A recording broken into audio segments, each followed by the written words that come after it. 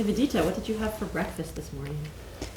Well, I have the luxury of staying in the Mile End right now, where there are so many amazing bakeries. So I stopped by Pâtisserie au Quinaman for a chocolatine, and it was fabulous. Shawn, what did you have for breakfast? Nothing fancy at all. Toast with peanut butter and pumpkin seed butter. Yeah. With both? Well, one with one and one with the other. Little ones, you know? Yeah. Little toast. A classic. My name is Vidita Kanniks, and I am a soprano and Indian classical vocalist.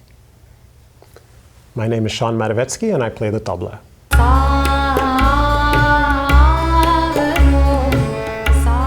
I come from, I guess this is a bit dramatic, but there's a word in Indian classical traditions, parampara, which means like, you know, your lineage of learning. And my family, much of my family is actually Indian classical musicians. My grandmother on my mom's side is a professional Carnatic singer, and she's a veena player, and my mom is a veena player, and they both would perform, on the radio. My grandmother would teach me as a kid, so I remember being like 4 years old and lying in bed with her, and she'd be like, "You can't sleep, all right, let's have music class." So she would teach me a lot of the standards from Carnatic repertory, which is the classical tradition of southern India. But my dad is actually my greatest influence. He actually doesn't have a musical family. He was very much called to music in the sense that you were too. And he started learning, I think, Indian violin and Carnatic singing at a young age, and eventually went on to learn Hindustani as well, particularly the Drupad tradition of singing.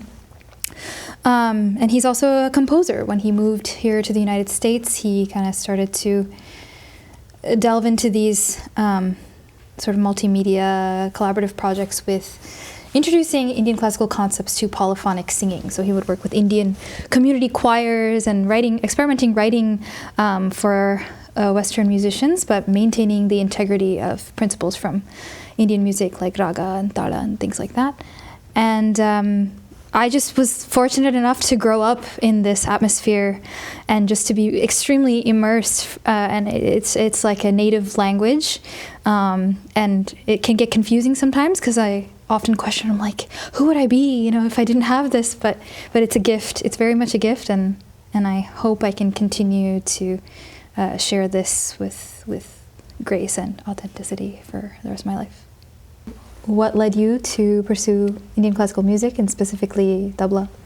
Yeah, I was playing drums, Western drums, since 7 years old.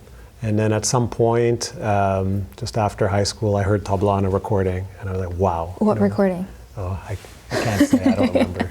Yeah, but it's like, wow, what is this? It wasn't actually classical. It was some fusion thing. Yeah. I was like, what is this? It's all the rage. Yeah. The sound, just right away blew me away, right? And I had to learn more. I looked in the liner notes, and I read all the instruments and the musicians, and the only one I didn't know was tabla. So just by elimination, okay, that one must be tabla. And this is before the internet and everything, and I had to go to the library and figure out what it was. And oh, this is from India. Okay, it's from Indian classical music. Okay, I had no idea. I didn't know anything. And then found an instrument, and took a long time to find someone to teach me. But just kind of. It's just a true calling. Yeah, it just kind of took over my life, changed my whole life. Yeah. That's beautiful. Well, regarding the arrangements, what we've done here is a pretty unnatural thing to do, because traditionally Indian music is learned entirely by ear. So the way that we learned our parts mainly was from a recording, and there are so many nuances that you can really only pick up from both knowing the style and the language in which it flows so well that you can immediately grasp what you're hearing and recreate it. And I didn't have a B. I think that was pretty much it.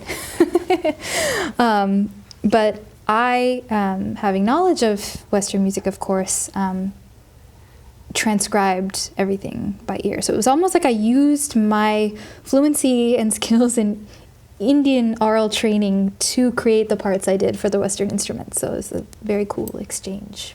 Yeah.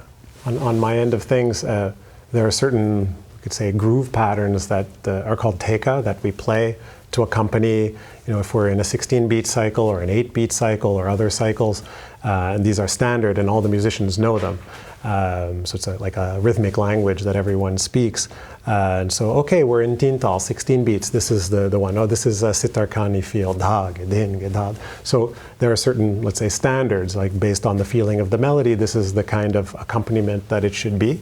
But then also listening to recordings and your indications, of course. And that's where things got a little bit challenging, because normally we would just do, like you say, and just do it all kind of by ear, by feeling, and improvise in the moment. But now, because there's a written score, things have become fixed. And because they've become fixed, then you have to follow that structure. And you would say, maybe, can you join in on this rhythm? Yeah. Can you accentuate this? Where maybe sometimes in live I would, and sometimes I wouldn't. You just go with your feeling, but now it's like, no, do what you feel do like. This, do that. Yeah, no more what you feel like. Now it's like, it's written, you have to play. I think we maybe took some liberties in doing what we feel like here and there, but still not to the extent that the freedom that you would have in a real live performance. That's it. So that's switching back and forth between improvisation and the written score. That could be challenging sometimes.